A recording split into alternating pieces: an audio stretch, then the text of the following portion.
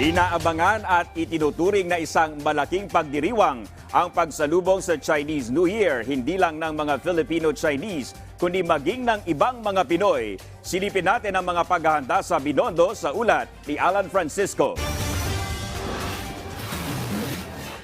Ito ang Binondo sa Maynila, ang pinakamatandang Chinatown sa buong mundo.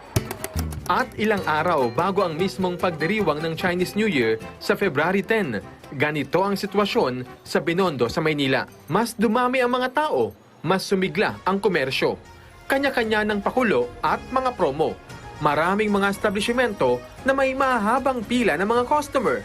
Mistulang blockbuster.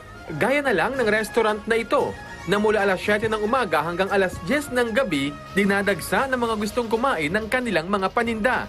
Bakit sir sa dami-dami ng pagkain? Specifically itong restaurant yun. Kasi oldest fast food siya sa Binondo.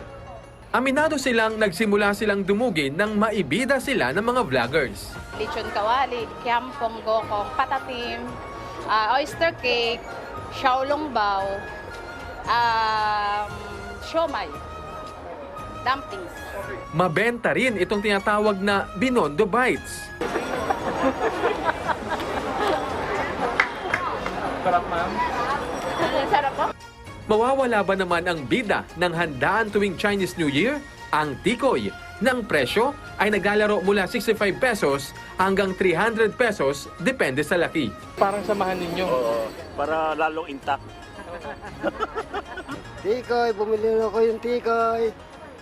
Gawa po ni Melda. Ang sikat na small duck na parang ipit o design sa buhok, uso rin dito. Pamilya, magkakaibigan, maging ang mga magkakasintahan, namamasyal at nagde-date din ngayon sa Chinatown. Nakita po kasi namin sa TikTok na madami pong magandang puntahan dito tapos masarap daw po yung mga pagkain dito.